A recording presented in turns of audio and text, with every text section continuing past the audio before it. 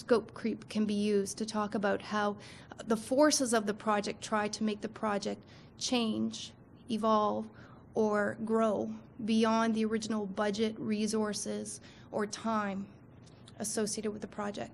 Did you want to? There's also the phenomenon of mission creep, which Yeah. is often a problem with funding policies. Yes. Yeah. That's a very good point, and I think that might come up in the example that I've brought to the table today, actually. And certainly I would say that that might be something, a category of risk on the organizational side in terms of thinking about how broadly people want to interpret their mandate and their mission in order to ensure secure sources of funding. I have a question just about the notion of internal risks and staff, and I'm just wondering also if you could include clients, customers, etc. Yeah, volunteers. Yeah, that's right. Yeah. And people who you're serving as well. Yeah, I actually go a little bit further in subsequent slides to break that apart, but definitely for nonprofits, breaking that out further, especially for organizations that actually play a direct service role, that notion of engagement with the client is actually quite critical to thinking about risk, and also with volunteers.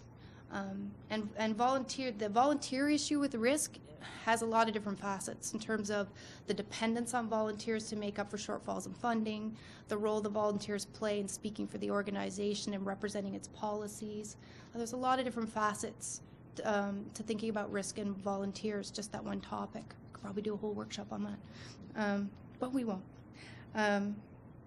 I want to say one thing that I wished I could come and do today was bring you a framework to think about risks specific for the literacy sector. And in my most ambitious days, I thought I might do that. They do exist in other sectors.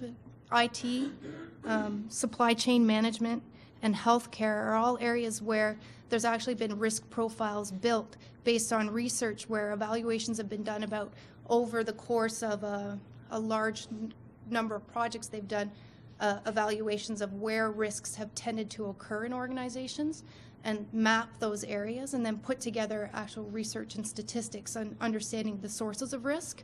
I've maybe seen some high-level summaries of that for nonprofits in general, but trying to do that for the literacy sector I think would be a bit of a challenge. Partly because it would just to be a unique piece of research, and partly because there's a fair bit of diversity in the literacy sector in terms of size of organization, context, organizational culture. I don't know that there would be enough continuity to make it a valuable exercise, but it would be interesting if somebody wanted to tackle it. Certainly it would having that kind of a risk profile that already works with a body of knowledge of things that have happened in a sector helps people use that as sort of a mental reminder of the things they may have forgotten about, but looking at that list will trigger for them, oh, I might have that problem as well.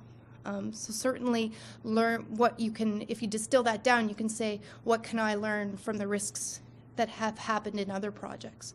Or how can I get my hands on or have a conversation with other people in their organizations and the risks they've incurred over the course of their organizational lifespan. So we talked about sources of risk. Where does risk come from?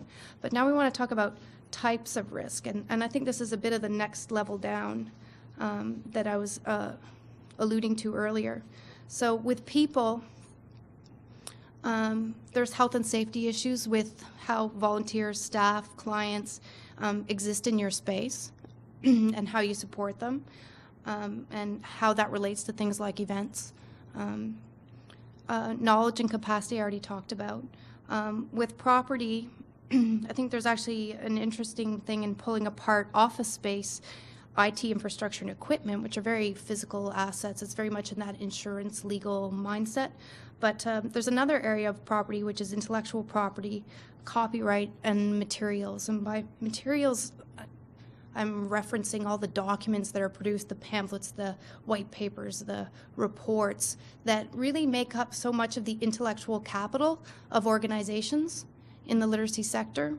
And sometimes I get the sense that in the various relationships with funders and organizations, there's some lack of clarity sometimes around who actually owns deliverables and knowledge that's created in organizations. And I do think there's some risk associated with that, and how the intellectual property that's produced in the course of projects and programs is owned and managed by both the organization and the funder, and the sort of inherent tension in that relationship, which I don't think is really it's not often addressed, but to me it seems to be a current that's there. Does anybody have anything to say about that? I'll just keep going.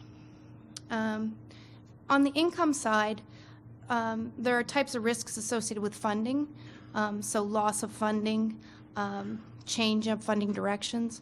Fundraising and donations raise a whole nother series of risks about what it means to do fundraising. The notion of donation, about the burden that can put on organizations, what can happen sometimes actually if you get too much funding or too many donations or the wrong kind of donation, the pressure and the stress that can put on our organization. And another really important area that's really important to consider is reputation risk. I don't know if anyone's familiar, this is another bit of jargon, but I think it's a really important one, which is if you don't manage risk and your projects or something in your programs in your organization suffer from threats, that affects the reputation of your organization.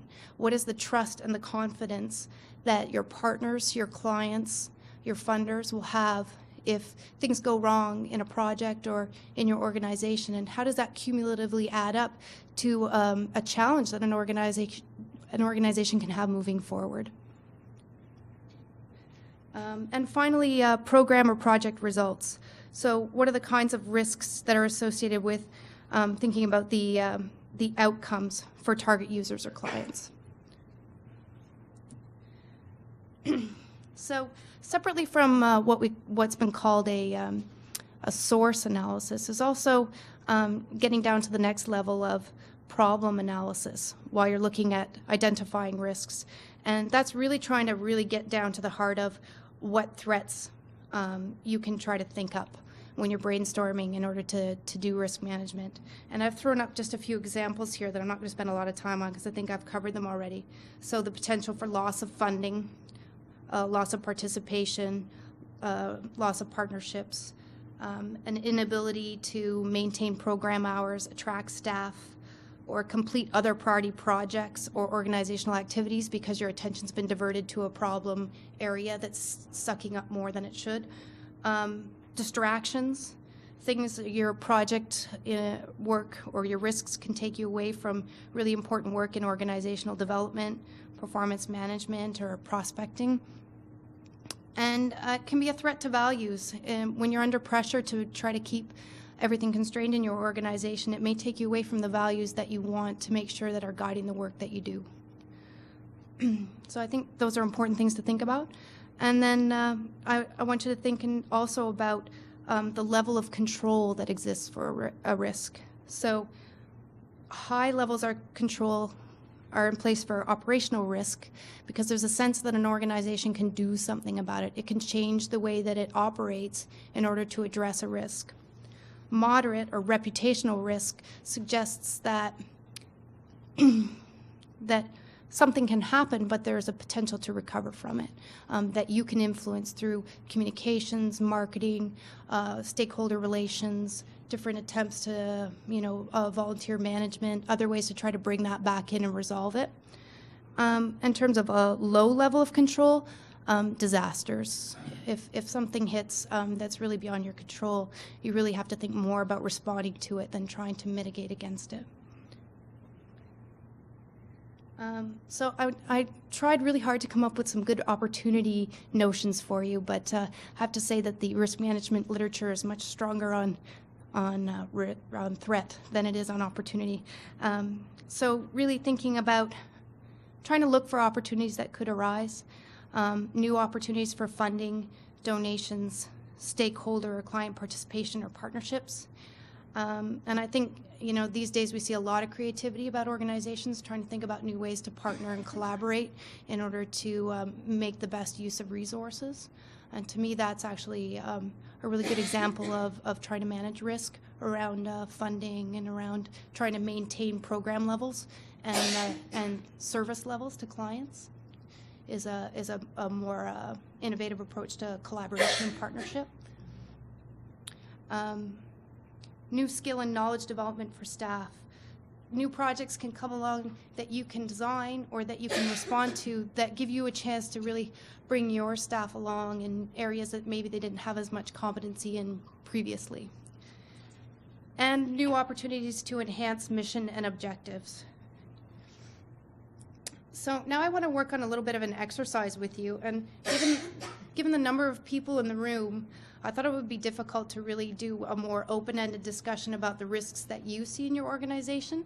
So what I've done is I brought an example of an organization here in Toronto, and I'm just going to walk through some of the key. I brought some information about a program that it runs and a little bit about the organization, and I want to see if we can together work to identify risks, threats, and opportunities based on the conditions of that organization. So is anyone familiar with Parkdale Project READ?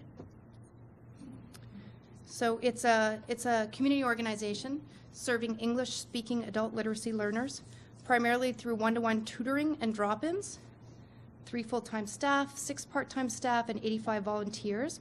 I think they've been around since 1980, and they have a budget of $400,000. And you can see the funding sources that they have listed there. They actually do have some corporate sponsors and seem to be actively soliciting donations and running fundraising events, including creating things like anthologies and other kinds of products from the literacy learning of their students and learners. So they have a very interesting program called Learn Through Hip Hop, which targets literacy learning for grades 6 to 8. So speaking of mission drift, we've got a program that is not targeted at adults. The Parkdale Project READ is partnered with another organization to deliver this program. So the program didn't initiate with Parkdale Project READ. The program is expanding from 40 hours to 8 months, 2 times a week in 8 different locations across Toronto. So this is from a small community-based organization. The curriculum associated with the program is being redeveloped to support expanded time frame of the 8 months. The program requires extensive use of staff and experienced volunteers as a critical success factor. So they need musicians, they need people who understand the technology, they need people who are poetic to come in and work with these students to be able to create the hip hop, if you will. So the program involves site visits and performance by participants. So you have the learners in the hip hop program going to music studios. You have them giving concerts. There's a significant budget for support materials and related products. They produce an anthology at the end of the program year, and they have a fairly large event. And the project has both corporate and public sector funding. So I'm gonna leave that slide up because you probably want to reference it, but perhaps what we can do is start by thinking about, I'm going to scribe, the key categories of risk that we talked about being people, property,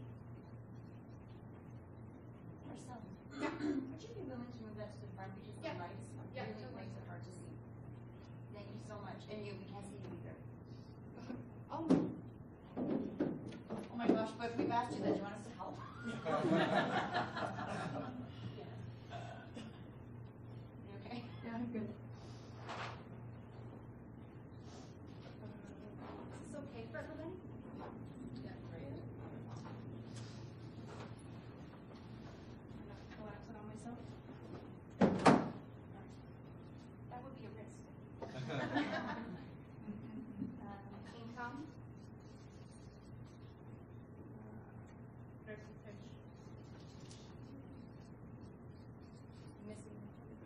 office or